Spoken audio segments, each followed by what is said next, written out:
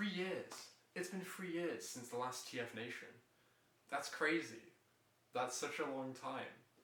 Normally I wouldn't do something like this, because I don't really like having my face on the internet, because you're fucking freaks, but I thought, you know, there's been some photos from the event going around that have had me in them, and I've been like, what the hell, it's fine, I'll live. So let's just do this, you know, I'll show you what happened, I'll show you what I got, we'll just hang out for probably like an unreasonable amount of time. If you're looking at the little time bar at the bottom, I'm not like a videographer, I'm not going to be like sparing you the details in service of like a better story. I'm just going to be telling you literally everything I remember, and this will serve as my personal log of the convention. So yeah, just strap in, grab yourself a drink, and we'll do whatever this is. I think the way I found myself summarizing this experience, like both at the event and then just afterwards, is this old post I've seen like floating around, which is just the feeling of like getting a good grade at conventions, something that is normal to want and possible to achieve. So yeah, I think that was more or less how I ended up feeling about this one.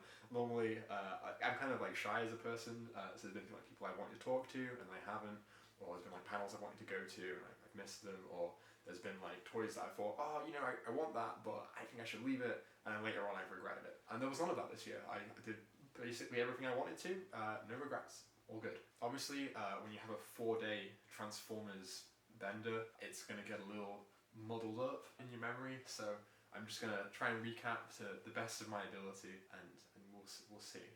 So, day 1, Friday. I spent Friday morning desperately trying to print off as many copies of this fan comic as possible to bring to the convention and give to people. Basically, it was like inspired by what I was doing, rewriting the Wheelie wiki page to make it not suck, which is it's not done yet. It still sucks a little bit. There's still some bits that I haven't got to yet, but it's almost done. And you know, there was some controversy over it, and I was like, oh, you know, I feel like I can write a little comic about this. And it was also, you know, seeing Wheelie's, I guess we'll call it unflattering depiction in Last Spot Standing was another thing where I was like, you know, this guy's been having a tough time lately. I feel like someone should try and just try and make him cool for once. And obviously the coolest Wheelie toy is the GDO retool of Jazz. And I was like, okay, let's take that and let's make a comic for it. It's never been in fiction before. Let's like give it a moment in the spotlight. My brother was going to draw like the whole thing. I had the idea more or less like 2-3 weeks before the convention, but obviously that's not a lot of time, and it ended up coinciding with him moving home, and so it got to the last day and we're sitting there drawing it, and my dad like steps in. He's like, okay, you know what, I can draw the covers for you guys. So he did the front and the back, and then I ended up staying up until about 5 AM finishing the colours for the interior and all the lettering, getting sure it was exactly right. So I was up at 5 AM and I printed off one copy once I'd finished it, and I was like, yeah, that's passable, okay, I'm going to sleep. And then just from the moment I woke up the next morning, I was printing off more copies. I ended up with like 40, including like a dozen misprints, and I gave all of them away at the convention. Like, I seriously wish I had like another dozen or so, but it got to the point where every copy I printed was delaying me going out the door another 2 minutes, and I was like, I just want to get to the convention. It was like a boiling day and the traffic was bad, but yeah, I did have about the right number that I needed. Like in 2019, I was staying with my good friend Jalagai at the hotel, but when I arrived, he'd just gone off to grab lunch, and so I walk into the lobby with my suitcase, and for a moment I just get these like terrible flashbacks to 2018, because that was my first time in 2018 being at the convention in the hotel, like on my own, and I didn't know a single person there. So at the time I like looked across the bar and I recognized Jim Sorenson's hat, like just from across the bar, and I was like, I know him, I'll talk to him. But by the time I get over there, he's like wandered off. So I'm like, well, okay, I'll talk to the guy that he was talking to then. And that year, the way I was introducing myself was by giving them one of these trading cards, which we'd done over with the Allspark. It was basically like the sort of Hasbro Heroes sourcebook extended was the idea. So it was all these extra characters from the IDW universe that we were doing these profiles for, and I ended up mocking them up into these little trading cards to give out. So I gave him one of these cards, and he's like, oh, are you Wadapan? And it turns out that the very first person that I speak to at this convention is none other than Jalagai, like the 2 people that I knew from the internet, and the rest is history. But here I am 4 years later, walking into the lobby again, and finding myself in exactly the same situation of just looking around and not seeing a single person that I recognize. Actually, I think I saw Sarah in the queue to like check in, but I wasn't sure if it was them because like they were wearing a mask, and it's been like 3 years. So I was like, I'm not gonna just randomly go up to this person in case they're not the person I think they are. I will catch up with them later, and it was actually Sarah, and we did catch up later. But yeah, it wasn't long before Joe and Jacob and Jala were all there. It was all J's this time around, and from that point, I don't think there was a single moment for the whole convention where I didn't know who to talk to. I think the first person we ended up speaking to was actually Thew, of all people, who was just sitting there in the bar. Someone had literally just given him a Senator rat bat, which I was extremely jealous of. I always feel like I should just leave Thew alone at these events because like he just has enough people coming up and doing the like parasocial, just posting at him in person at the event. So I was like, you know, just keep my distance, you know, let him be, let him breathe. But I did give him my Wheelie comic, and it was an absolute trip afterwards, just seeing it in his video that he did of the whole con. Like if you've seen that, which I presume you have, please set the bar much lower for this video. Like this is not my job. Before the convention, I made this post online with all the random crap that I wanted to like just offload, basically saying like, you know, if you see something you like here, buy me a drink and it's yours. Because this is the thing about the Hilton, is that a glass of Coke at the Hilton this year was I think over $5, meaning that Hilton drinks are basically just a denomination of currency like onto themselves. So yeah, I brought a few things along and I quickly managed to offload it. The silver foil I gave an Tactic Starscream and a Super Figure Collection Soundwave that I had that was missing its gun. And I think he was planning on passing those on to like friends of his, but I was like, you know, so long as they're going to a good home, the alternative is just that they sit in a box in my house for the rest of time. Another guy, I sold my Arcade Renegades 16 pack that I'd bought from like a game for a $5, which I never had one before, and I was like, I should try this. I should see, you know, what the fuss is about. And honestly, they're just not for me. It's like the hand feel of the actual transformations is really kind of nasty. And half of them just don't stand up. Their feet are way too small to support the weight of their massive tits and ass. So to the same guy, I gave a bunch of Robots in Disguise minicons, like the Bakugan style deployer ones, which I'd gotten from some random lady in a random village, in a random estate, in literally the middle of nowhere. That's another story. But I tried them. I was like, yeah, these are fine, but they're not really Transformers. They don't really do anything. They're not from like a show that I've seen, and I imagine if I did see it, I wouldn't like it. So I was like, okay, get rid of these. And the same guy, I gave him a Cyberverse Ultra Shockwave, who I have to say I did come very close to keeping, just for like IDW reasons. That's the body that he uses when he does his epic troll on Optimus Prime. But I was like, this is just kind of a bad toy, so I think I'm just going to get rid of it. And honestly, no regrets. Finally, I gave a Robot Heroes Hot Rod to Jalagai, which is a thing I've had literally since childhood. He was considering getting them to use as player pieces for the Transformers deck building game, but I think instead he's ended up going for the little figurines, the evergreen ones that came with like an activity book. But either way, you know, happy to have it at my house. And then Jalagai gave me an Air-Razor that he bought on my behalf from a game for like a $5 again, and he's just had it for months, and so finally got that in hand. I already had the Pterosaur version of this mold, but she just wears this way better. It's like obviously intended for her, and like the tolerances are much better. I don't know, it's a better figure all around. I love the beast modes from those early Kingdom toys. I think Jalaguys described them as being like a Schleich animal, that sort of vibe. I think they're pretty good in comparison to like Pterosaur's weird, like bright red duck vibe. Actually, I suppose I should mention literally the one negative experience I had over the entire weekend, which was that before the event, a guy on Facebook had seen the post and he'd asked for Trigger Happy, who, in my opinion, was the best item there. He's just missing one gun, that's his only problem. This guy's like, so all I have to do is get a drink to you and Trigger Happy's mine. And I was like, yeah, sure man. But it turned out that what he actually meant was that he was all-inclusive. So rather than bring a drink to me, what he wanted actually was for me to leave my friends and go up to the VIP lounge between a very specific time so that he could, you know, give me a free drink of his and then get this toy. And his message to me, like, explaining this was honestly some, like, serial killer bullshit. Is the best way I can describe it. But nonetheless, I'm like, okay, sure, you know, I'll just nip up, grab a drink, no problem. Except for the fact that the VIP lounge doesn't exist. I went to the first floor where he said it was, it's not there. I went to the 5th floor where the elevator said that it was, again, no such thing. I think as it turned out later in the weekend, it's like a separate staircase across on the other side of the building which goes to it. But I couldn't find it, and the quiz was starting at that point. So I said to the guy, sent him a message saying, you know, okay, well, come find me and we'll sort something out. And the guy obviously doesn't see the message, but afterwards he said something very rude to me, and I was like, you know, I'm kind of glad that didn't work out, because you seem kind of like a dick. I don't know, I just feel like the spirit of buy me a drink isn't that I should be the one putting in literally all the effort to like track you down and chase you up and everything, right? Like, I don't know. But yeah, I wanted to mention this whole thing because I overheard someone at the bar say something I thought was interesting, which was that TFN is great, but in spite of everything, you are still in Britain. And it's like, yeah, you know, you're still going to get exactly the same fucking guys that you get in anywhere else in the country, and you're probably going to have negative experiences with strangers, unless you're just super careful about talking to literally nobody but your friends. And I felt quite lucky that my token example of a bad interaction this year was just super minor. It was entirely online, so I could just leave it, go off, have fun, forget about it. And then, as it turned out, on Sunday, I found the missing accessory in a random bin.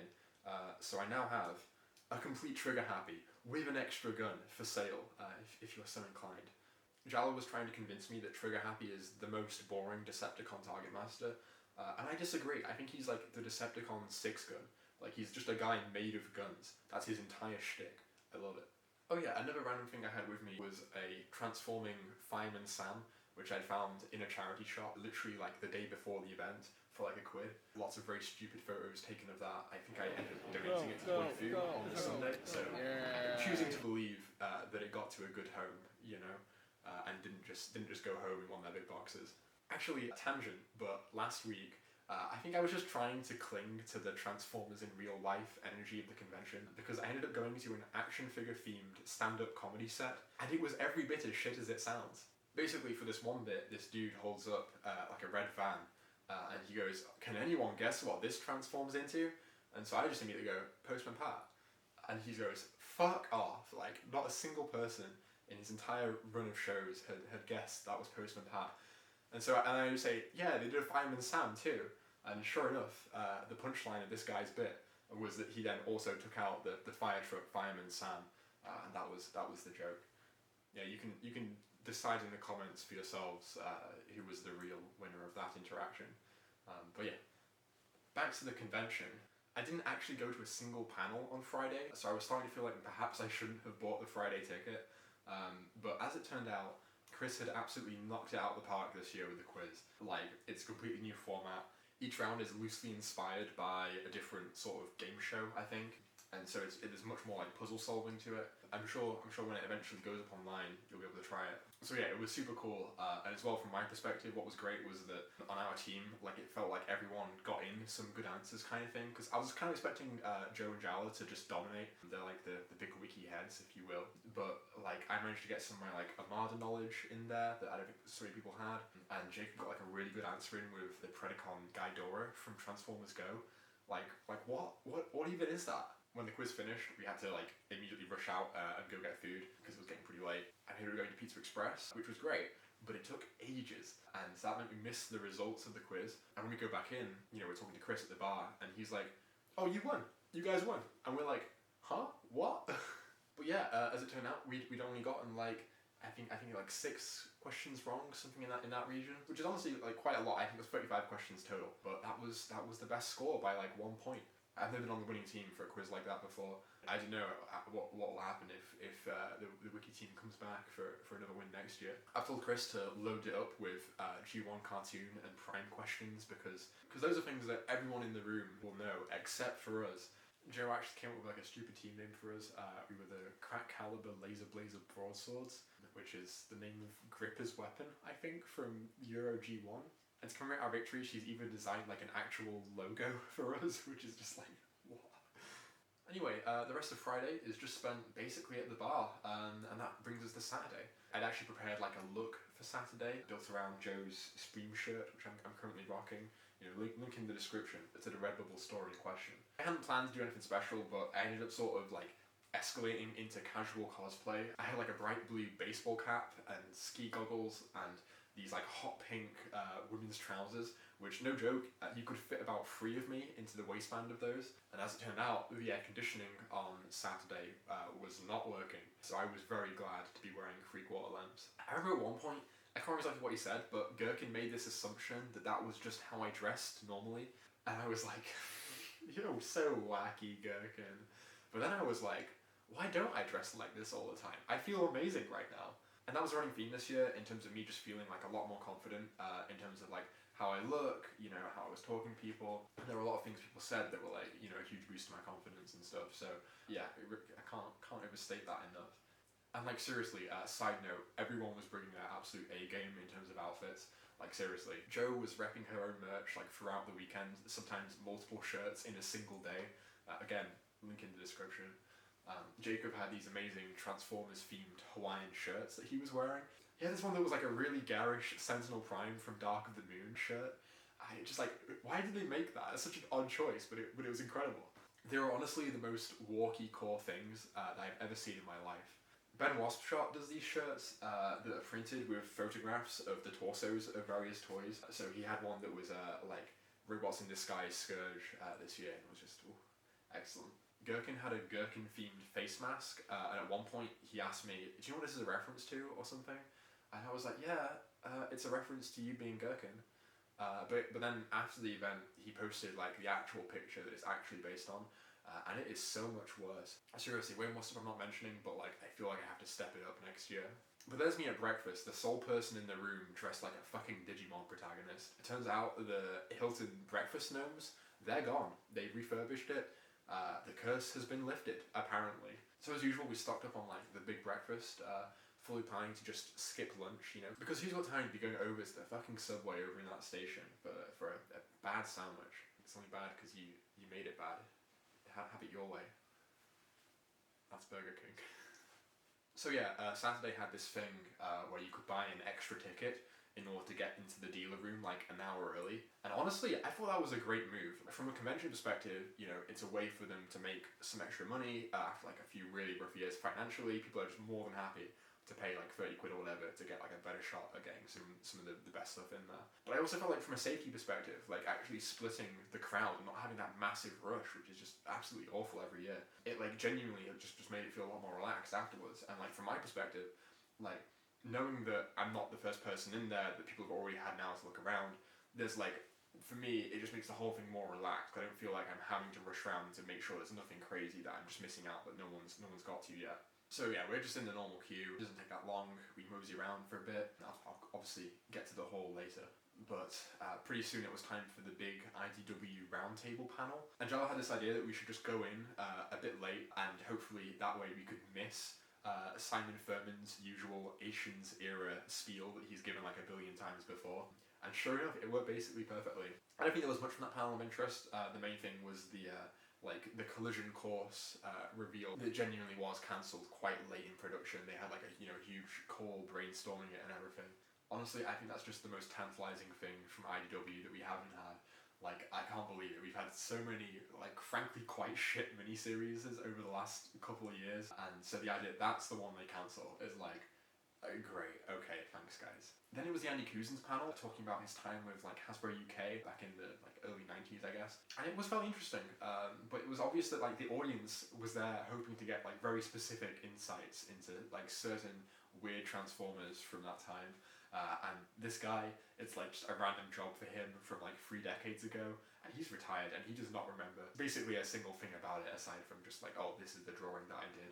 I think the funniest moment was when there was like a big crowd reaction to Rotorstorm, and he was like, I had no idea people liked Rotorstorm, what is this? And so when I went over to his table later on, I was like, oh, have you heard of Standard Records? It's this great comic book, maybe the best Transformers comic ever. It was written by the guy sitting next to you right there, and its cast is literally entirely the guys that your team made. I think he seemed quite taken with the idea that he'd had such an influence. I also told him about the Turbomaster Scorch that I had as a kid, which like I won in a raffle. It's like missing everything, and it's slowly just fallen apart over the last like 2 decades it's been in my possession.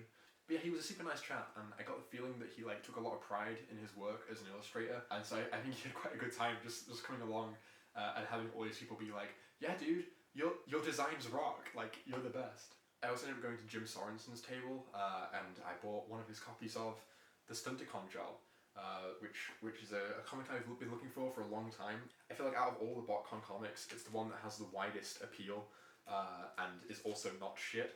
I guess, having been written by Marty Eisenberg. But yeah, Jim Sorenson has the almanac pages in the back of this. But yeah, it's one of those things that I've been looking for a while. I haven't seen one come up. And it's honestly just nice to know where your money is going when you buy something like that, versus just into the eBay ether. Yeah, we ended up chatting to Jim and David Bishop a fair bit over the course of the weekend. I always find it really funny that David is just there, like, as a random attendee, and like no one recognises him, because like to me, he's like, you know, one of the superstar writers behind maybe the best Transformers story ever. But no, apparently he doesn't get top billing as a guest, so hopefully we'll fix that one day when the inevitable Beast Wars Uprising prestige hardback comes out, and everyone realises that not everything that Fun Publications put out was pure dreck. I think I was with Jim and David when I got introduced to GoGoAndyRobo, who I haven't seen before. Like Jacob, he travelled all the way from the States to come to the convention, which is absolutely crazy to me. And as many people have observed, like he was just the nicest person, an absolute ray of sunshine at the convention, sheer enthusiasm. He gave me a RC plastic glove sticker, and I was like, oh yeah, thank you. But internally I was like, I have no idea what the reference here is. But then when I got home, I googled it, and I was like, oh, of course, I'm an idiot. On Sunday evening, he was complimenting me on my hair, of all things, which I've been meaning to get cut for like literally 2 months now. But I was very flattered, thanks Andy. I spent a fair bit of time on Saturday with our Ben Waspshot, talking about zines and that one specific era of Transformers from like circa 2001 to 2007. Which I think only me and him appreciate in that exact same way of like, yes, the Doran Kindersley Ultimate Guide, Robots in Disguise Redeco characters, the UK releases of Micromasters, off-screen movie characters, half-remembered snatches of Marvel UK, Armada, but specifically from the perspective of not really having seen the cartoon. Like, that is Transformers to us, and like TFNation as a whole is an event where I feel quite seen as a person. But never more so than when I'm talking to Ben about that kind of thing. But yeah, this year he'd put together perhaps the 2 coolest zines at the event. The main one being this More Than Meets the Eye style guidebook of reviews, which as you can see he's printed at actual US comic size. So yeah, we've got pages from Gherkin, we've got like some art from GoGoAndyRobo here, Gav Spence did Repugnus, Ben has naturally done Rollbar, and Chris has done Scavenger. And this lovely Ratgar art here from Umar. My piece was none other than Armada Laserbeak, who you can see right here. I tried to do it in the style of like the Allspark Almanac, where it's written from the perspective of a certain character. So the whole thing is as told by Rad from Armada. It was a bit of a challenge to like get it to function as an actual review of the toy, while also being like diegetically something that he would say about it. But I think I more or less pulled it off. Rad was this character that I first used in, I think, my old prose story, Nothing But Humans on Earth it was called. And then I later used him again in the Transformers Round Robin comic strip thing for Twitter. And both times it was as this like vaguely traumatized, like slightly grown up Rad. And so I wanted to like, you know, finally do him a solid and just write him normally, just have a normal one with him. But yeah, as you can see, tons more stuff in here, and I'm hoping to see even more contributions from some of you watching this next year. I want this to be twice as thick at least. And Ben's other zine which he threw in was a print copy of A Mythic History of Cybertron, which is sort of like a remix of the Transformers origin story. Again, it's all very Ultimate Guide inspired, so I'm like, oh yes. And lastly, there was this art zine Ben was handing out, which is I think by Lee, just of various Autobot cars and the like. And as you can see, it's actually another fold-out affair where it becomes a poster of Sunstreaker and Sideswipe. So very cool stuff, I have to say. But yeah, on Saturday, Ben ended up joining me, Jacob, and Jala in getting like Japanese fried chicken it was from this place that I don't think had been there before. It was honestly really nice. Like I didn't actually get chicken, I got like teriyaki tofu noodles or something, but it was excellent, and yeah, I feel like I might go back there next year if they still have it. Saturday evening was ClubCon, which was just insane. I think it was impossible for any cosplay contest to like live up to the 2019 one, which had some just insanely memorable moments. But there were still some great entries in this one. There was some like really nuts like Beast Wars show character costumes, including like an Optimus Primal who literally threw bananas into the audience. The winners were these like amazing scratch-built Sharktcon costumes with like electronics and everything. I ended up briefly chatting with this Astro Train cosplayer afterwards, mostly because the music that she played when she went on stage was My Trains by Lemon Demon. But yeah, I feel like that really is the Astro Train emotion, huh? This was Energon Stars on Twitter. She has this insane Astro Train collection, unsurprisingly so. The main event was obviously this bonkers panel from Chris and Jim going over Ron Friedman's first draft of the Transformers the movie. And it's been talked about to death over the last couple of weeks, so I'm not gonna like massively go into it. But what I think I will say is that for all those reviewers in 1986 in the newspapers and stuff who went to see that movie and they thought it was dog shit, they did not know how good they had it. Chris and Jim did like an amazing job of presenting the script, because let me tell you, if that thing had been dumped as like a 200-page PDF, I would have read the first page, I would have skimmed the next 100 or so, and then I would have given up and read someone else's summary of the changes. Like that thing is rough. It's insane to think that like because of this presentation we might have characters like Rails and Mentlar and fucking Chemico becoming like actual characters in comics or even toys like 10 years down the line. Like if that happens, that's entirely on them. The panel wound down with Gary Chalk's like acoustic set that he was doing, which was just a nice chill time. Like it was so obviously completely the wrong venue for that kind of thing. I feel like there's something like that every year where it's someone else's spiel that's just been like cut and paste directly into the convention. But everyone had a good time, so yeah.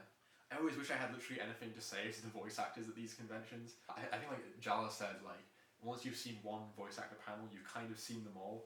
But like I think it is part of the TFN magic that like these people are able to come. Like people like Lindsay Rousseau, voice actor of Alita 1 in perhaps the worst Transformers show of all time, can come to the event and get like such a warm welcome. God, and in the closing panel, you should have heard the way people were talking about Peter Cullen potentially coming to the UK. Like, Christ. And that more or less brings us to Sunday. I had like a very different outfit that day. It was like a very last minute idea, but I basically almost perfectly replicated Rad's outfit from Transformers Armada. And I was just carrying around Laserbeak all day. And tragically, because it is just, you know, normal summer clothes, very few people clocked it. Like, I'm choosing to believe that's the reason, that it was normal clothes and not because no one gives a shit about Armada. And it was like 3 layers, so I was really glad that the air conditioning was fixed by Sunday.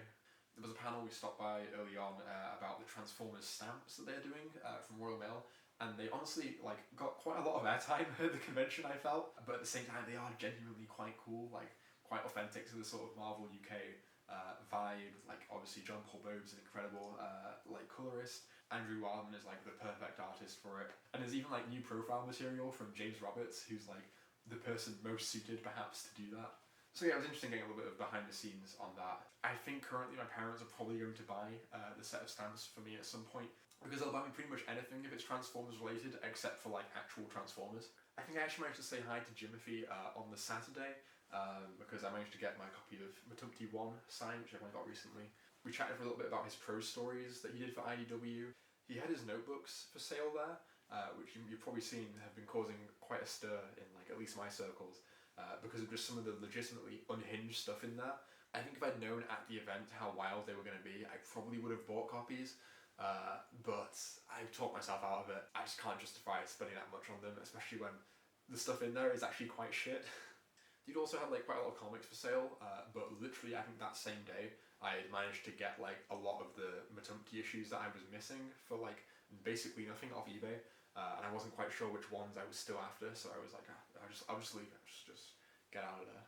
And yeah, that was more or less my main goal on Sunday, was just to see the rest of the guests that I hadn't managed to catch up to that point.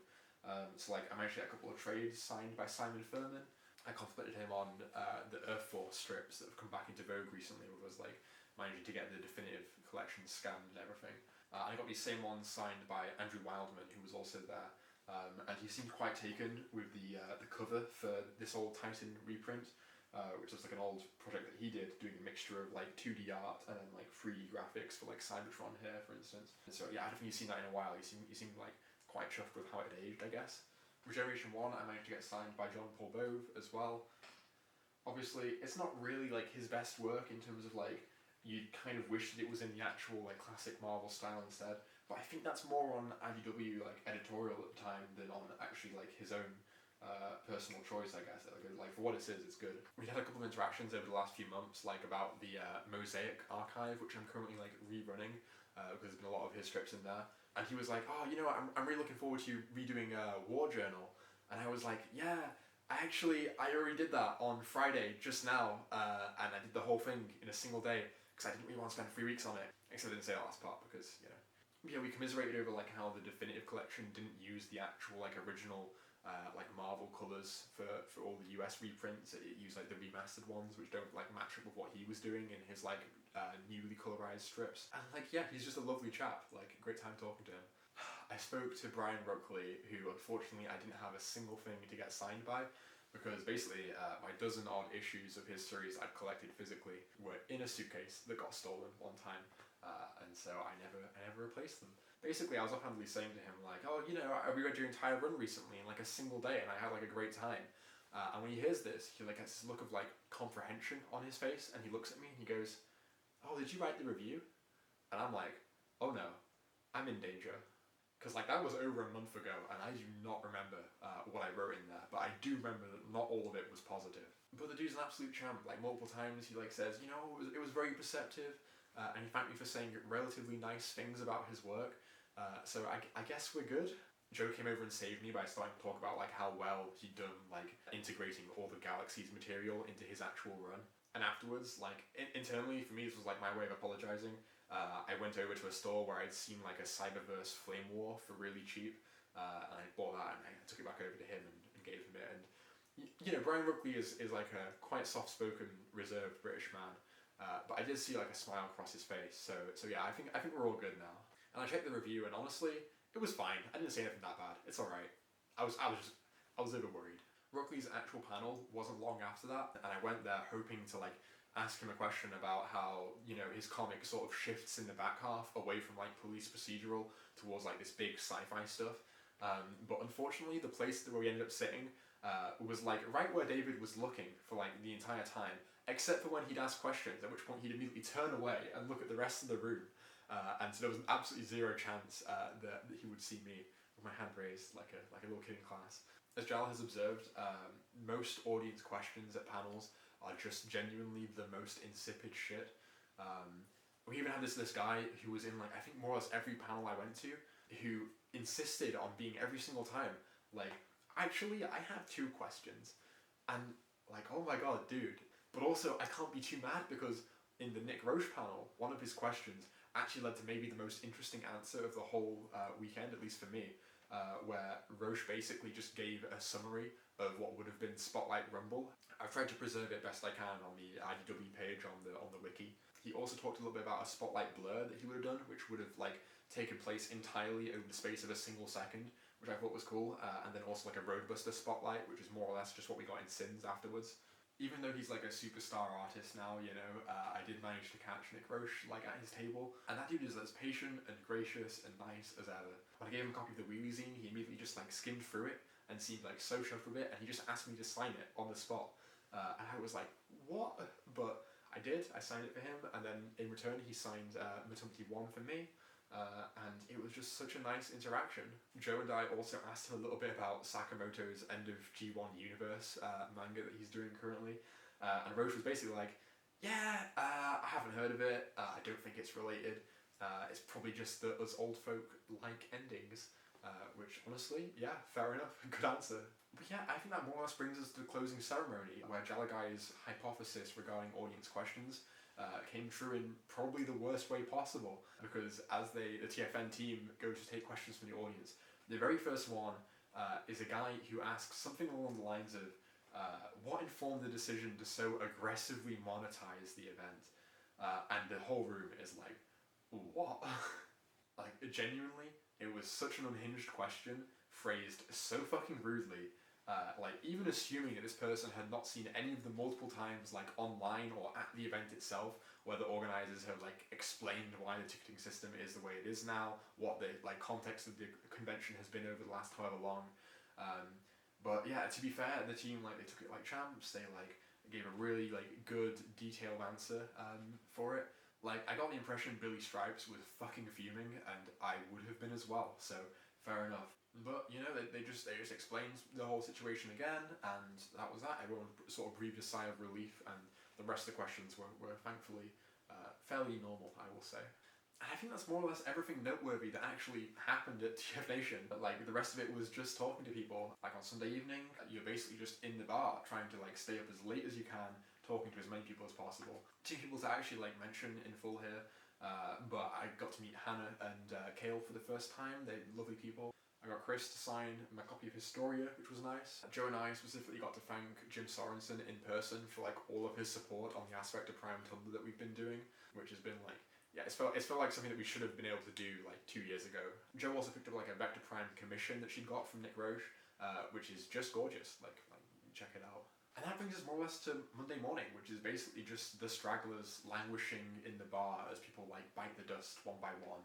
But yeah, it's just a pretty chill time. I finally got to catch up with Umar and Sarah properly. I got to meet Kradoc from the TF Wiki server, who's like someone I've seen online a lot, but like never spoken to in person. And so yeah, super nice chat.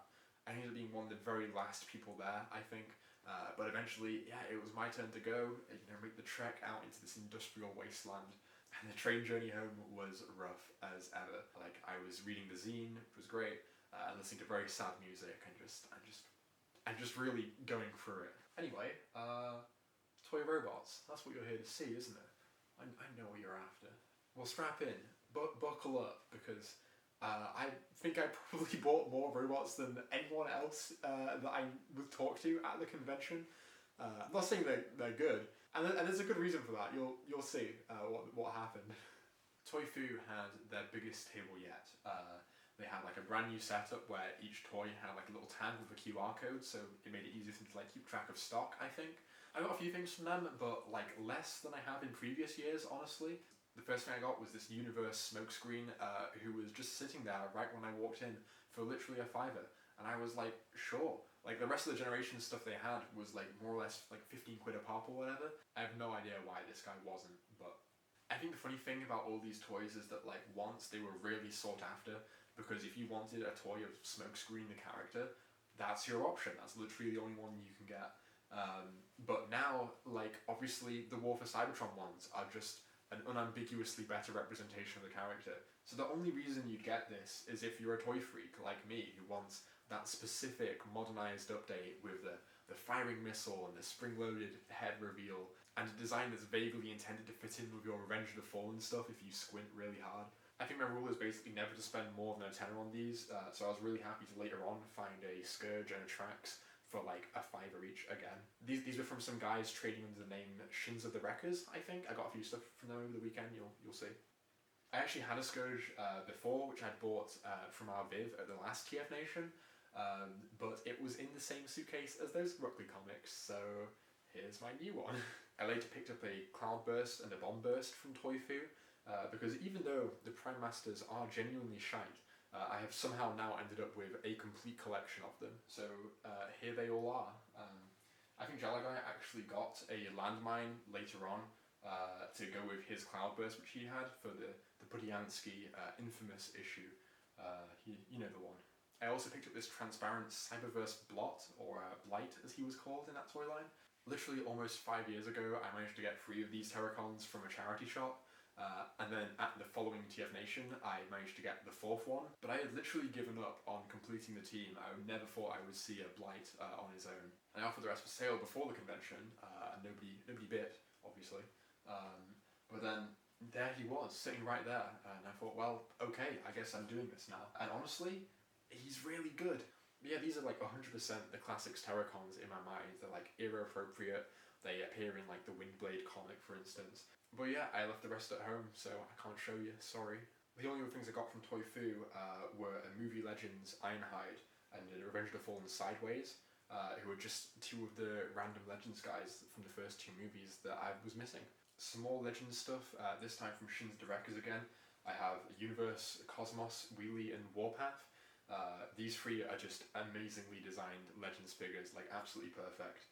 And they were never released in the UK as far as I know, so they're kind of hard to come by. This is actually the Henkei version of Wheelie. I would have preferred the Universe Echo, I think, because the brighter orange is a little bit better in my opinion.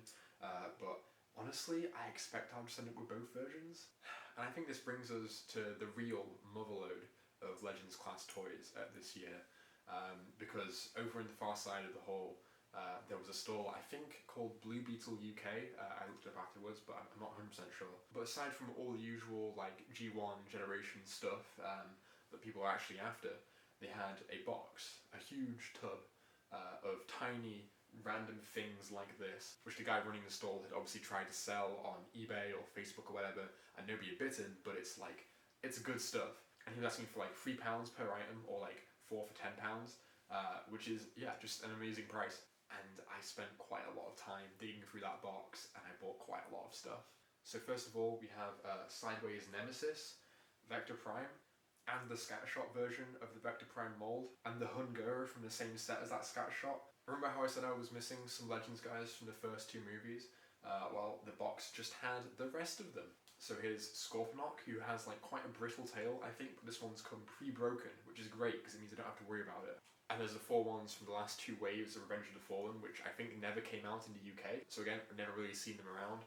I'm talking Revenge of the Fallen Soundwave, who has this actually like kind of insane transformation, I think, from this like quite boxy G1 inspired robot mode to like this really cool looking satellite, I think. Sir not appearing in this movie himself, Jolt. Come on, stand up, buddy. This absolutely bizarre RC, which has a really weird transformation that I think is pretty cool. And the nasty little homunculus that is Revenge of the Fallen Wheelie. There's also Evac, who is based specifically on Transformers The Ride at Universal Studios, which means that he's actually designed after the car from the Spider-Man version of that same ride, which like preceded it or whatever. This is Hyperspeed Wheeljack, who's obviously designed after Exhaust, because if you have brainworms like me and you don't want to dip into like War for Cybertron stuff, this is your classics exhaust. Another mini-bot, we have the, I think Henkei version of Cliffjumper they did. They didn't actually do this in the Universe line, but they did it later on in like a series of like dollar store toys, which I think was almost identical to this one, but with like black instead of grey. And in a similar vein of like weird redecos of that sort of time, we've got like a Thundercracker and a Hoist that were both like exclusives, and they've been retooled to give them like extra accessories, which honestly, I think in Thundercracker's case especially, totally unnecessary. Dude already has an all-raise, like, or whatever Thundercracker's cannons are called. I mean, sign off in the comments if you know the answer. That's a little TFN quiz for you. There's this larger Commander class trail cutter from the Beast Hunters line, so it's cool like Mad Max light vehicle mode, I guess. The reason I got this guy was because like I think basically unintentionally I've ended up with almost every single Trailbreaker like update they've ever done, and this is just one of the ones I didn't have, so I was like, alright. But yeah, like a lot of Cyberverse stuff, as you can see. Like I'm really chipping away at like the ones I kind of still want to get. So probably less in years to come. But yeah, I just love how simple like these toys are, how much character they have, and yeah, really happy to have them. I'm just gonna like.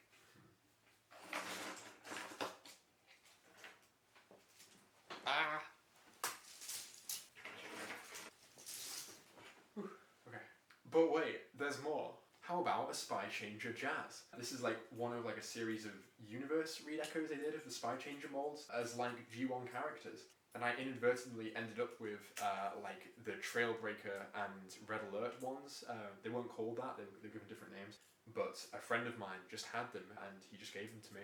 That does mean that he also has the yellow Splendid Convoy redeco of the RID Optimus Prime mold. And I did see that at his house when we were kids, but like I think he lost it at some point, which is a shame because that thing rules. To my total surprise, the guy at the stall actually even had a bag of the Spy Changer guns, and he picked out the right one for Jazz, and then I immediately lost it. Like, he gave it to me and I must have put it in my pocket or something, and it vanished. I do not have it. But neither of those two that I already had their guns either, so I'm sort of like, whatever. Titans Return, Terror Bull, and Loudmouth. I think the Titan Masters have just like kind of grown on me a lot after the Prime Masters and Battle Masters are so much worse by comparison. And these were just two of the ones that I don't have yet, so I was like, alright. And funnily enough, they're both the ones that have the legs pinned in the wrong way round, so I had to punch the pins and swap them around, and it was okay basically. I'd done it before on the Skytread version, but it's just a problem with all of them, and it means that the head doesn't close up flush when you go like that. But now they more or less do, so. I know I was just slagging off the Battle Masters, but I did actually also end up getting all 3 of the Decepticon Target Masters. They were just sealed in the same box, so they have like the effects parts and everything, which I'm never going to use. They're just going to go sit in a bag somewhere. But yeah, now I can give Trigger Happy even more guns. I think the funny thing about these is that they're all like the exact same mold based on the Legends Blowpipe mold specifically. And this guy just has like a slightly different gun and arms, but otherwise they're just 3 of the same guy in different colours. I think if they were like actually visually distinct, I would probably be more on board with them, but I don't know, they're just not that great. My shit replacements for the Armada minicons that I'd broken as a kid. So here's Overrun from the Deluxe class Optimus Prime, and here's Commodore from the Powerlinks Jetfire. So yeah, fresh copies of those. Hopefully I don't break these as well. Power core combiners, Smolder and Undertow. A few years back, I bought the stakeout redeco of this guy from the Space Bridge, but it turned out to be missing its combiner head, so I just sort of returned it immediately. And since then I've had terrible luck with my power core combiners I already have. They've all just shattered in various ways, like I had to get a replacement sledge to like fix some of the parts of mine. It's not that there's any particular problem with the plastic or anything here, it's just normal for the time, but it's just that the tolerances on the ball joints and all these tiny pin joints, like, I just don't think they hold up after like over a decade, and so yeah, they just sort of self-destruct a little bit.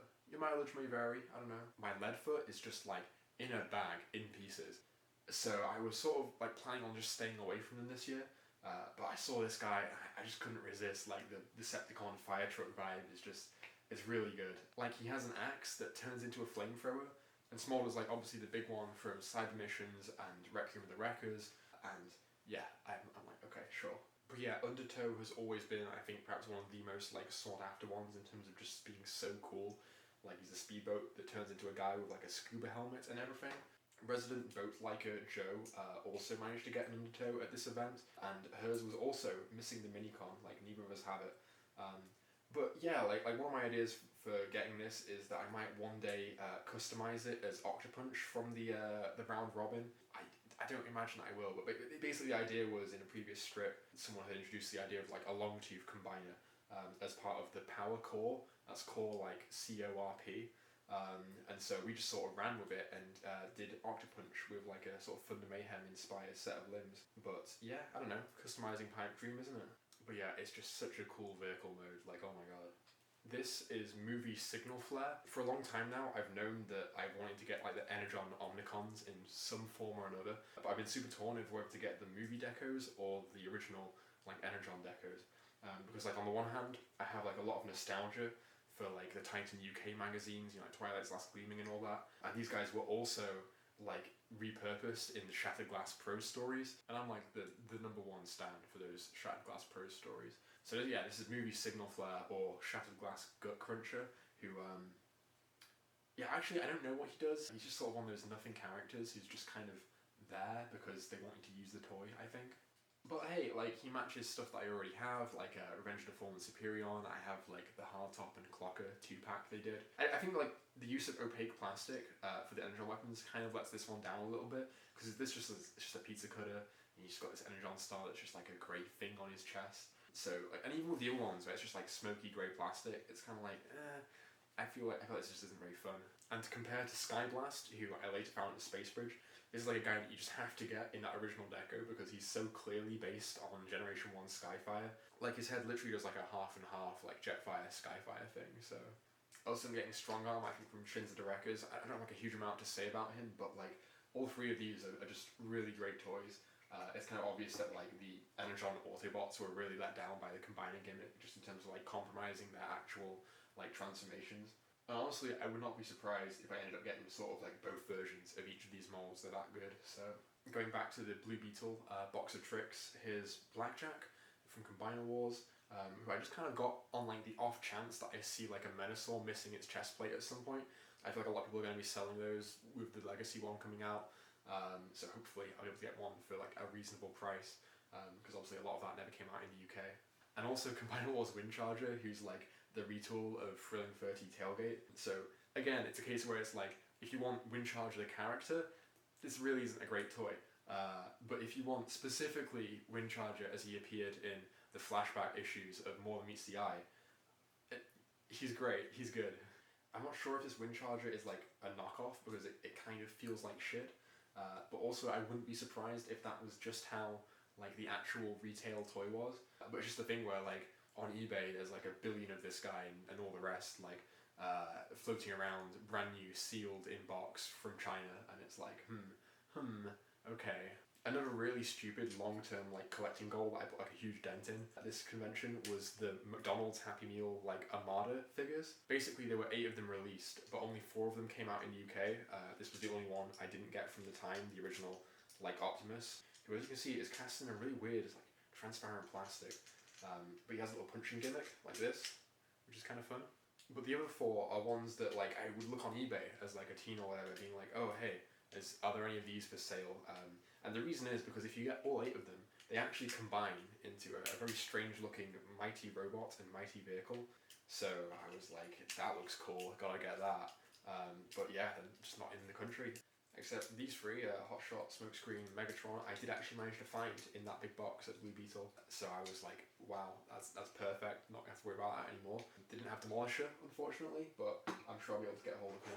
These are honestly just like such a product of like a different time. Like the idea that you could buy like a £2 meal and just get one of these thrown in with like an action feature and like a combining thing and like all the paperwork and stuff is like, it's just kind of nuts. It like just wouldn't happen now, and honestly, the world's probably a better place for it. But still, nonetheless, I'm quite happy to have these. But yeah, aside from these 3 toys right here, everything I just listed off, all this small stuff, came from like one stall, one box, $2.50 each or whatever. Like absolute legends giving that stuff away. You haven't even seen the best item yet, I'm saving that to last. A couple of things I got from the Space Bridge. We have Armada Thrust with Inferno, his little guy. This is like a toy which I think is slightly hard to come by in the UK. And for me it had like a lot of mystique as like a kid. But honestly, in practice, it's a bit shit. For me, like Armada toys are mostly about the gimmick, whatever that is. And on this toy, I'll show you what it does, so you can see for yourself. Basically, you rotate his chest around, like so. You take the Minicon and just plug him right onto the back here, and then you do this.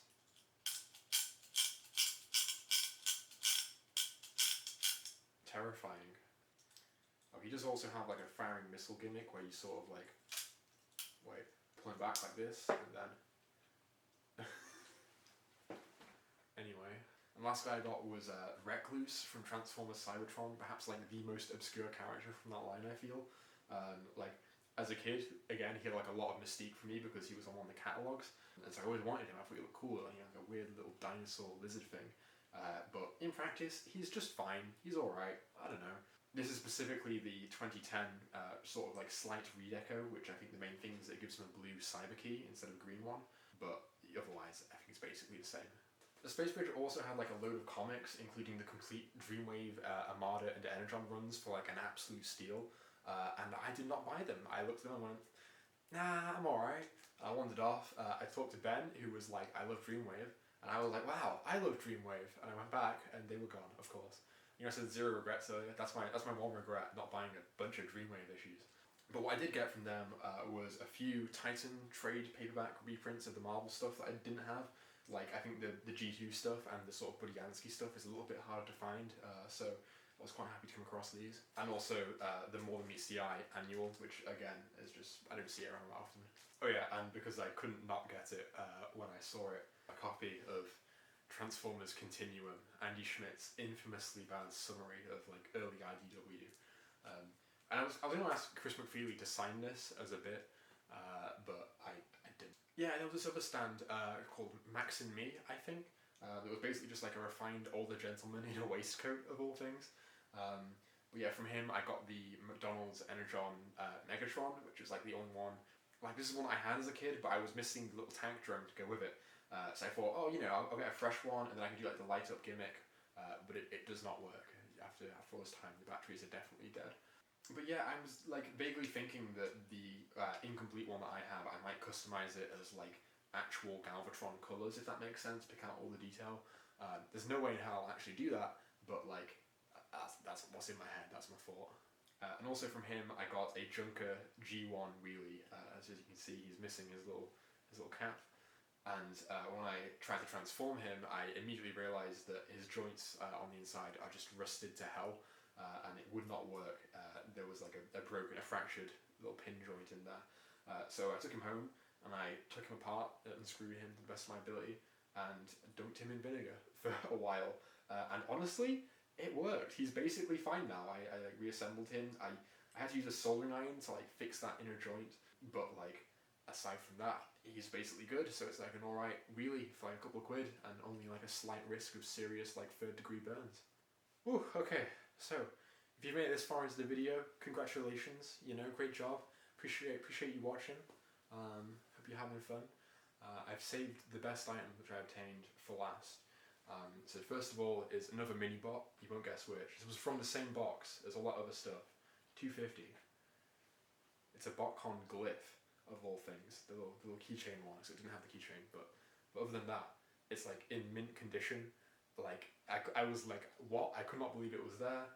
Unfortunately, they didn't have a tap out as well, which means that now I'm gonna have to like track down a BotCon tap out, I guess. I think these are like definitely some of the more common BotCon toys. I read somewhere that there's like 3,000 units of each of them produced in order to like actually like get the contract done or whatever. So like fair enough, but like at the same time, you know, it's a fan favorite character now. Like I don't know, not something I would ever have expected to find, but there she was. So all right, sick. Secondly, I've got Timeline's Huffer from the sort of classics set they did for BotCon 2006, 7, 2007. His joint's a bit loose, and he's missing his cyber key. This was like the very last thing I bought on the weekend, like just as the trader hall was about to close. I went over, and they had him there, and he was like 25 quid, and I was like, that is like way more than I've ever spent on a Scout. It's like, just, it's not worth that as a toy, right? But like at the same time, I don't know if I'm going to see one again. I think I've just got to have it, so...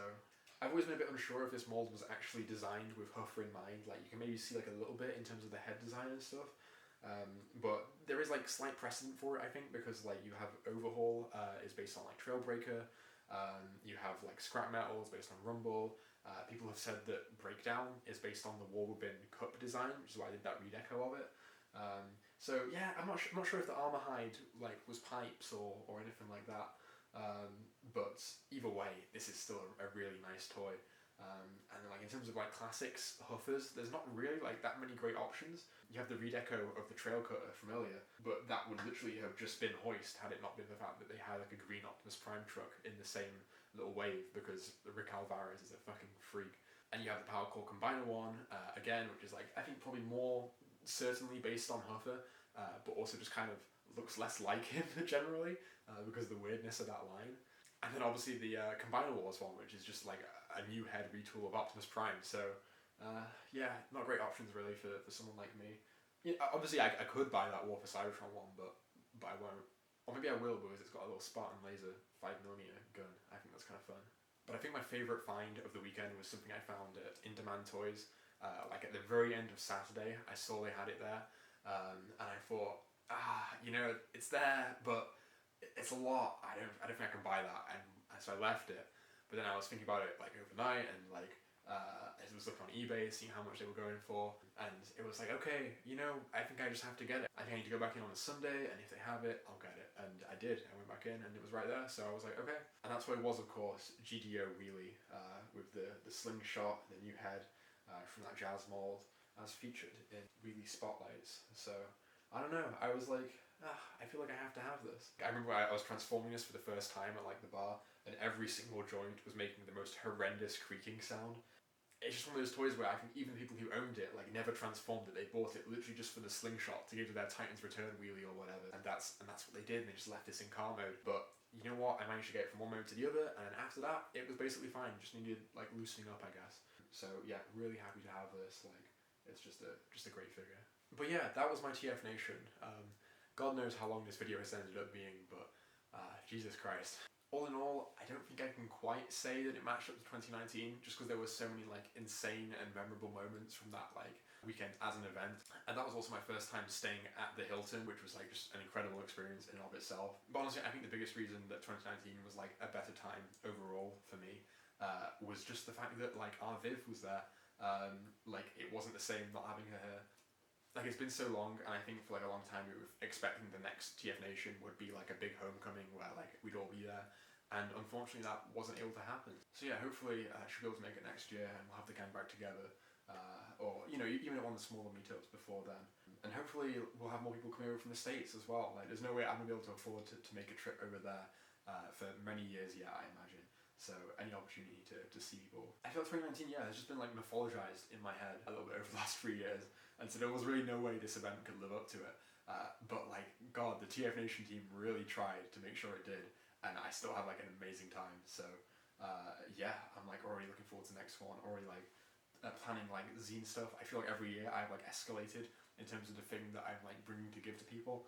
So God knows what I have by then. But I guess you'll have to wait and find out.